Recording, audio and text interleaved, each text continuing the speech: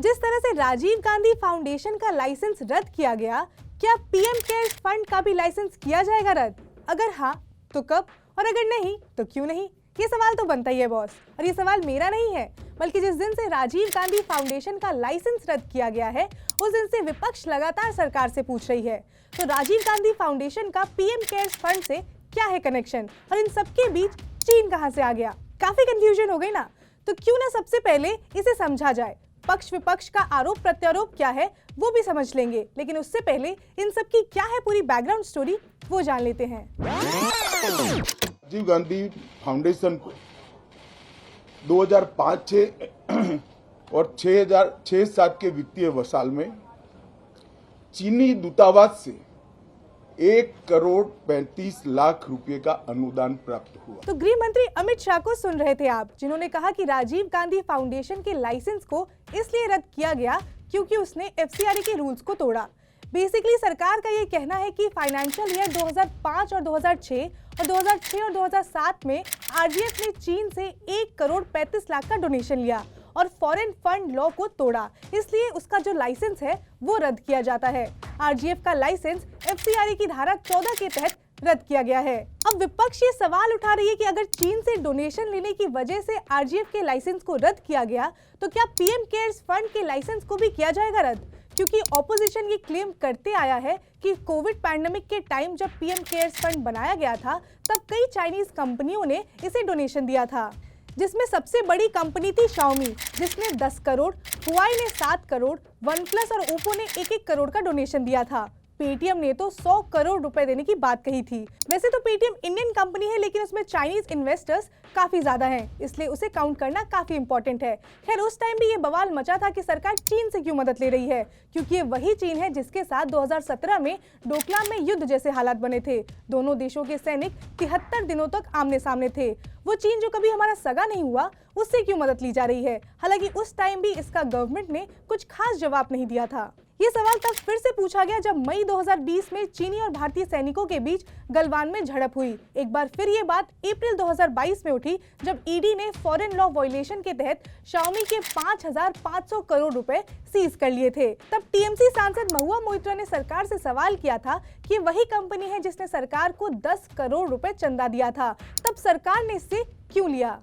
और अब जब आरजीएफ के लाइसेंस को रद्द किया गया, तो विपक्ष का ये सवाल है कि क्या पीएम केयर्स फंड पर भी ये सेम लॉजिक नहीं अप्लाई किया जाना चाहिए? तो इसका जवाब मैं देती हूँ, और वो है नहीं।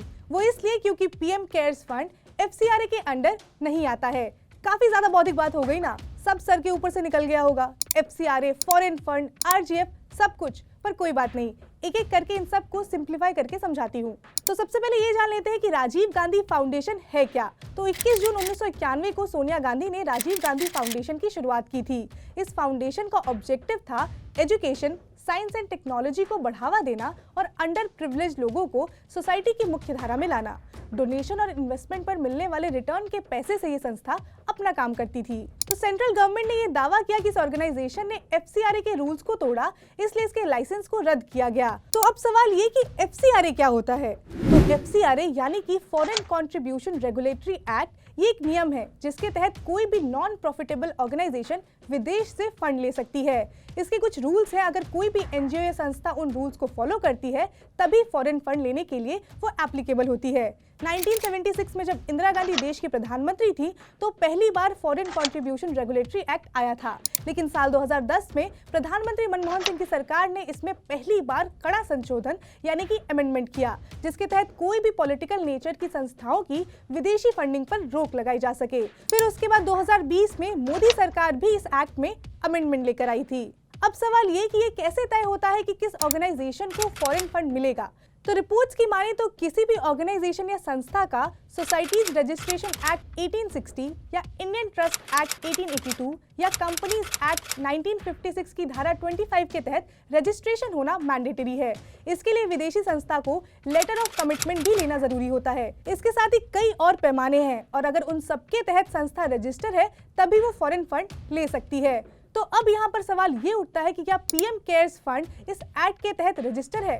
तो पीएम केयर्स फंड की वेबसाइट की माने तो ये 27 मार्च 2020 को PM cares fund trust deed पंजीकरण अधिनियम 1908 के तहत रजिस्टर किया गया है। और इसमें सबसे इंटरेस्टिंग बात ये है कि ये एफसीआरए के अंडर आता ही नहीं है, तो इस पर उस तरह की कार्रवाई नहीं की जा सकती है। हिंदुस्तान टाइम्स की रिपोर्ट की माने तो गृह मंत्रालय ने जून 2011 में एक आदेश जारी कर कहा था कि केंद्र और राज्य सरकारों के बनाए कानूनों के आधार पर जिन संगठनों की स्थापना की गई है और जो सीजीए के तहत आते हैं उन्हें एफसीआरए से छूट मिल सकती है। हालांकि पीएम केयर्स फंड सीजीए के अंडर भी नहीं आता है। यहाँ मैंने एक वर्ड यूज किया सीजीए, जिसका मतलब होता है controller general of accounts. Basically एक ऐसा व्यक्ति होता है जो ये देख सके कि जो पार्लियामेंट में फंड सैंक्शन हुए हैं वो सही जगह लगाया जा रहा है कि नहीं। गवर्नमेंट कंपनीज की ऑडिट भी इसी द्वारा की जाती है। ये एक इंडिपेंडेंट बॉडी होती है जिसके काम में गवर्नमेंट का कोई रोल नहीं होता है। तो वापस आते हैं पीएम केयर्स फंड पर। तो सरकार का हमेशा से ये कहना है कि पीएम केयर्स फंड निजी ट्रस्ट है और इसमें सरकार का पैसा नहीं है, इसलिए सीजे के अंडर नहीं आती है। हालांकि पीएम केयर्स फंड की वेबसाइट के अनुसार इसका ऑडिट एक इंडिपेंडेंट बॉडी द्वारा की जाती है। खैर, इस पर तो शुरुआत से ही विपक्ष ने काफी बवाल मचाया हुआ था कि कैसे कोई ऑर्गेनाइजेशन जिसे सरकार ने बनाया है वो एफसीआरए के अंडर नहीं आती है। हालांकि द हिंदू न्यूज़पेपर के एक आर्टिकल के हिसाब से गृह मंत्रालय ने आरटीआई के जवाब में बताया था कि पीएम केयर्स फंड के अलावा 6 अन्य संस्थाओं को भी एफसीआरए के नियमों से छूट मिली हुई है। ये छूट किन क्राइटेरिया पे दी गई है इसकी कुछ खास जानकारी नहीं मिल पाई। पर पीएम केयर्स फंड पर सवाल अभी से नहीं उठ रहे हैं, बल्कि जिस दिन से ये बना है तभी से उठ रहे हैं। और अब तो ये मामला और तूल पकड़ रहा है क्योंकि सरकार ने आरजीएफ के लाइसेंस को रद्द कर दिया है। अब विपक्ष ये सवाल कर रही है कि अगर चीन से डोनेशन लेना गलत है तो सरकार और विपक्ष के ऊपर दोहरी कार्रवाई क्यों की जा रही है।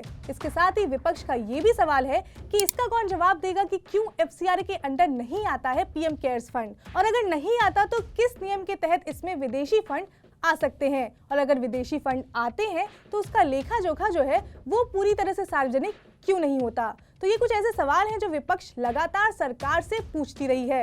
अब देखना ये होगा कि क्या सरकार इन सब सवालों का जवाब देती है।